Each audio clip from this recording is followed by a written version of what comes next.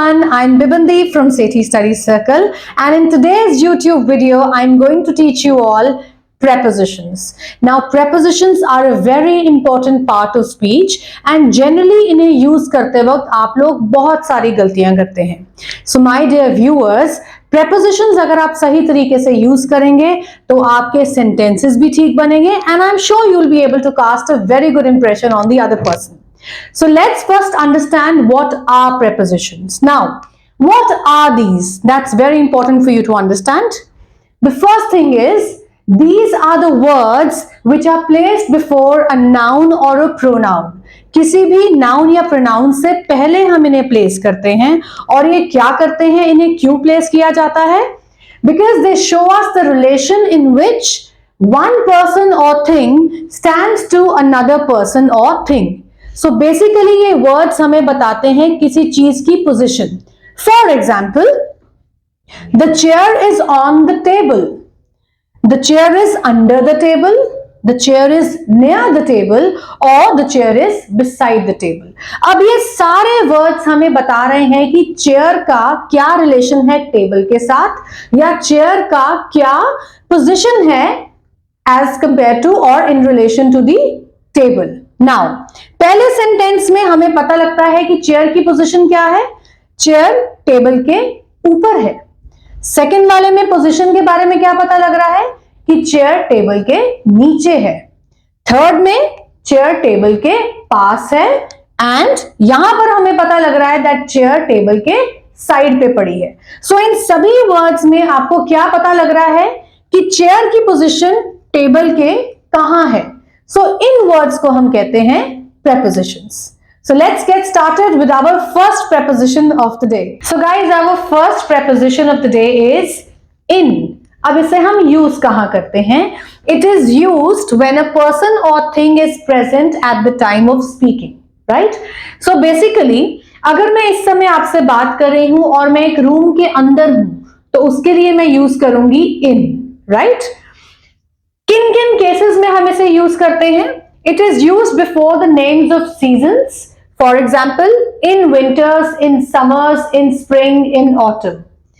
It is used in front of और before the names of countries, in India, in Canada, in UK, etcetera. Then comes, it is also used before the names of cities, in Delhi, in Ludhiana, in Calcutta, etcetera.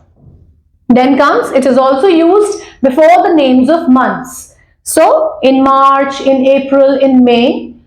Then comes years, like in 1995, in 2000, or in 2024. Then comes time of the day, in the morning, in the evening, in the afternoon. इस तरह की चीजों के साथ हम लोग use करते हैं in, तब जब हमें यह बताना हो कि कोई आदमी या कोई इंसान या कोई चीज उस पर्टिकुलर टाइम पे उस जगह के या इनमें से किसी चीज के अंदर है. The second preposition is into. अब इसे हम कहां यूज करते हैं? जनरली यूजर्स कंफ्यूज हो जाते हैं इन और इनटू की यूसेज में. इनटू हम लोग यूज करते हैं जब कोई चीज किसी और चीज या जगह के अंदर जा रही हो, when there is some action or movement involved in it. As you can see, movement of something usually with a verb that shows movement or action. जब कोई एक्शन हो रहा होता है, जब कोई किसी चीज के अंदर या किसी जगह के अंदर जा रहा हो, तब हम यूज करते हैं into. Whereas in हम यूज करते हैं जब बंदा या कोई चीज ऑलरेडी उस जगह के अंदर मौजूद होता है, while he or she is speaking. Now, she jumped into the pool. अब इस सेंटेंस से हमें पता लगता है कि वो पहले से पूल के अंदर नहीं थी, उसने पूल के अंदर जंप किया. जंप क्या है? हमारा एक्शन है, हमारी मूवमेंट है, इसलिए जंप के बाद हम क्या लगाएंगे?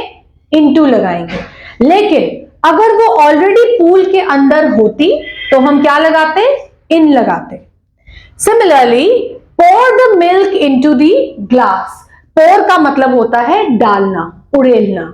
अब यहां पर हमारा वर्ब क्या है, हमारा एक्शन क्या है? दूध को डालने का एक्शन हो रहा है, इसलिए हम इसमें क्या लगाएंगे? इनटू लगाएंगे. अगर दूध ऑलरेडी ग्लास के अंदर होता तो हम क्या कहते हैं? The milk is in the glass. Let's take another use of into.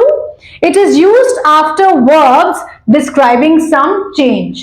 जब हमने किसी चेंज को डिस्क्राइब करना होता है तो हम जनरली into का यूज करते हैं. फॉर एग्जाम्पल, सपोज करिए आपको आपकी टीचर ने 10 हिंदी के सेंटेंसेस दिए जिनको आपने चेंज करना है और ट्रांसलेट करना है इंग्लिश में. तो उसके लिए आप क्या यूज करेंगे? Now we are actually talking about a change, so you will say they translated the sentences in English. नहीं होगा, it will be into English. The third preposition is to. Now this is a very tricky one. इसमें आप लोग अक्सर गलती करते हैं. Let's understand its usage. It is used to indicate a place, a person और a thing that someone or something moves toward, या फिर इसको हम यूज करते हैं डायरेक्शन शो करने के लिए. कैसे? अगर आप फॉर एग्जाम्पल किसी जगह की तरफ जा रहे हैं तो उस जगह के लिए आप यूज करेंगे टू. अगर आप किसी डायरेक्शन या किसी दिशा में जा रहे हैं तो उसके लिए भी आप लोग यूज करते हैं to. Let me give you an example. She is going to London. वो कहां जा रही है? लंदन जा रही है. तो जहां एक इंसान जा रहा है उसके लिए हम लोग यूज करते हैं टू. उसकी तरफ जा रहा है, right?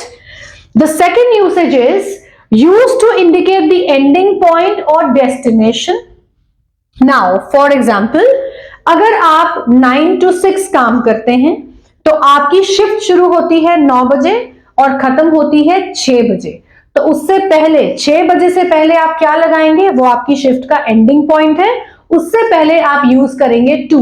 For example, I work from 9 AM to 6 PM. 6 PM आपकी शिफ्ट खत्म, उससे पहले हम टू लगाएंगे because that is the ending point.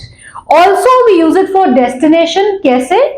जहां आपने पहुंचना हो वहां के लिए हम लोग यूज करते हैं to. Now, the bus will travel from Delhi to Agra. अब बस की डेस्टिनेशन क्या है? बस ने रुकना कहां है जाके? आगरा में. तो उससे पहले हम लगाएंगे to. Now comes the third usage.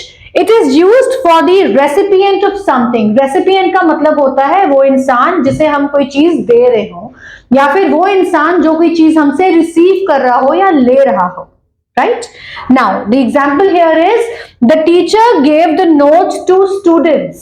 अब टीचर ने नोट्स तो दिए, पर वो नोट्स रिसीव कौन करेगा? स्टूडेंट्स. तो हम स्टूडेंट से पहले यानी कि रिसिपिएंट से पहले हम लिखेंगे to. Now, our fourth preposition is from. To और from की यूसेज में लोग बहुत ज्यादा कंफ्यूज होते हैं, बट इन दोनों का मीनिंग और इनकी यूसेज बिल्कुल एक दूसरे के ऑपोजिट है. जहां पर हम टू यूज करते हैं फॉर द एंडिंग पॉइंट, वहां पर हम फ्रॉम यूज करते हैं फॉर स्टार्टिंग पॉइंट या फिर स्टार्टिंग टाइम के लिए.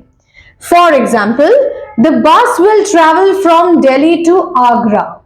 मैंने ये सेम सेंटेंस टू में भी लिखा था. वहां पर हमारी डेस्टिनेशन थी आगरा, तो हमने उससे पहले लगाया था टू. पर यहां से हमारा स्टार्टिंग पॉइंट क्या है? दिल्ली. तो फ्रॉम कहां लगेगा? स्टार्टिंग पॉइंट से पहले, यानी दिल्ली से पहले हम लिखेंगे फ्रॉम. उसी तरह से it is used for starting time also. Now as I talked about your shift time when I was discussing about to, अगर आप 9 बजे से 6 बजे तक काम करते हैं, so your shift starts from 9 AM. मैंने अभी भी क्या बोला? शिफ्ट स्टार्ट होती है कब से? फ्रॉम 9. सो जहां से वो स्टार्ट होती है उसके लिए हम लोग क्या यूज करेंगे? From. For example, I work from 9 AM to 6 PM. If your shift is starting from 9 AM, उससे पहले हमने लगाया from because that is the starting point. Then comes the second use, that is it is used for the source of something.